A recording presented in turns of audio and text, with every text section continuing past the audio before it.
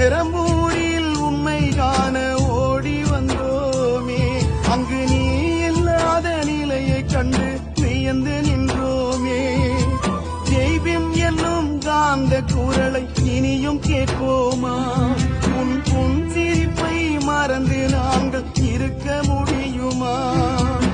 அறிவு மிகுந்த தலைவர் எல்லாம் இருந்தும் பயனில்லே, உன்போர் இளைஞர்களை வழி நடத்த எவரும் நீங்கில்லே. அண்ணன் இல்லா சமூகத்திலே தவித்து